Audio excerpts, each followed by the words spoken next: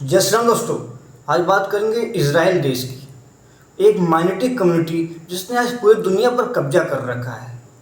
एक ऐसा देश, दुनिया का सबसे ताकतवर, सबसे मजबूत देश, एक ऐसा देश जिसकी पॉपुलेशन मात्र इतनी है कि हम अपने कुंभ मेले में उस पूरे देश को मात्र 20 से 25 मिनट के अंदर नहवा देंगे, लेकिन इतना ताकतवर कि दुनिया का कोई भी देश उसके सामने खड़े होने से डरता है, कोई देश उससे युद्ध करने से डरता है। चारों तरफ अपने दुश्मनों से घिरा यह देश आज इतना ताकतवर कैसे हो गया? वो देश जिसे कभी दुनिया देश मानने को तैयार नहीं थी, जिसको दुनिया ने इनकार कर दिया था कि वो देश नहीं है, आज वो इतना ताकतवर कैसे हो गया? आइए जानते हैं। 1948 में जब इजराइल आज़ाद हुआ, जब उसने खुद से ही अपना देश घोषित कर दिया, तब उसे समझ में आ गया था कि वो चारों तरफ दुश्मनों से घिरा हुआ है। इसलिए उसने अपने खुद के देश के अंदर बहुत काम किया। उसने आर्मी बनाई, इंफ्रास्ट्रक्चर बनाया, लेकिन उसका सबसे बेहतरीन और सबसे खतरनाक डिसीजन था 1951 में, जब उसने अपने एक टोली को मोसाद नाम दिया, जो उसकी इंटेलिजेंस एजेंसी थी, जो आज दुनिया की सबसे खतरनाक और खूंखार इंटेलिजेंस एजेंसी माना जाता है, जिसे इजराइल की गन मशीन भी कहा जाता है।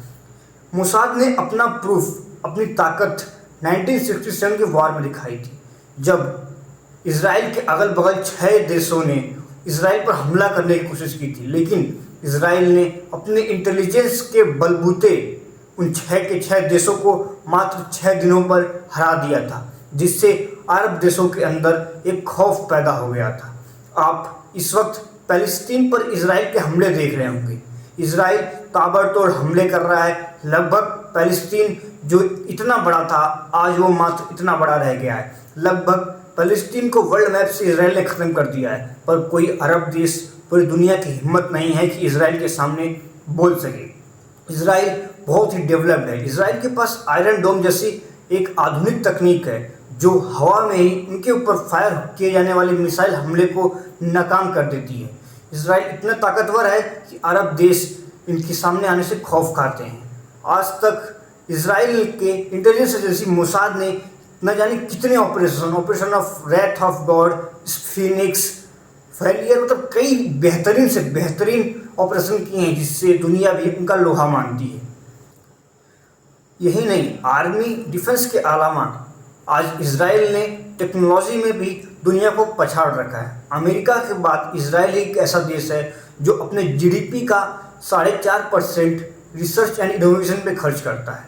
इजराइल की आप टेक्नोलॉजी का इस चीज़ से समझिए कि लगभग पूरे वर्ल्ड टेक पर इजराइल का राज है। या तो ये जैसे Facebook, WhatsApp, Instagram, chat GPT, Gmail, Intel, Windows, Microsoft, Nvidia जैसे न जाने कितने सॉफ्टवेयर, कितनी चीज़ें, सब कुछ ये तो इजराइल निर्मित है, या उसके मालिक इजरायली हैं, या उस कंपनी में आधे से ज़्यादा शेयर किसी इजरायली के हैं। इजराइल ने लगभग पूरे टेक वर्ल्ड को कब्जा कर रखा है।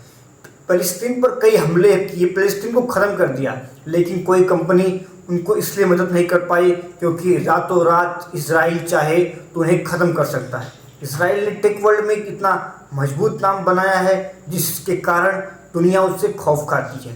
इजराइल का एक तरीके से अगर चाह दे तो दुनिया रुक सकती है। आप जानते हैं माइक्रोसॉफ्ट लगभग हर इंसान यूज़ करता है। जीमेल अगर बंद हो जाए तो चीज़ें कितने रुक सकती हैं।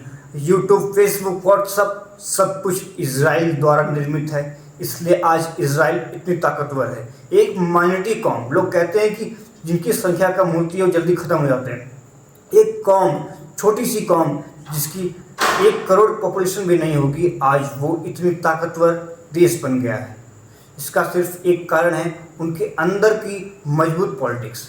हमारे यहाँ जब रतन टाटा जी बंगाल में गए थे अपना रिसर्च करने के लिए, अपनी प्लांट डालने के लिए, तो ममता बनर्जी ने उन्हें भगा दिया था। उसके बाद वो गुजरात चले गए, और आज हम देख सकते हैं गुजरात कितना डेवलप्ड है। लेकिन ये हमारे देश में मेन पॉइंट दिया जाता है हमेशा कास्टिज्म को, लेकिन इजराइल में ऐसा नहीं है। उनके अंदर की पॉलिटिक्स बहुत मजबूत है, जिससे एक छोटा सा देश इतना ताकतवर, इतना मजबूत हो गया है कि पूरी दुनिया उसे खौफ खाती है। धन्यवाद।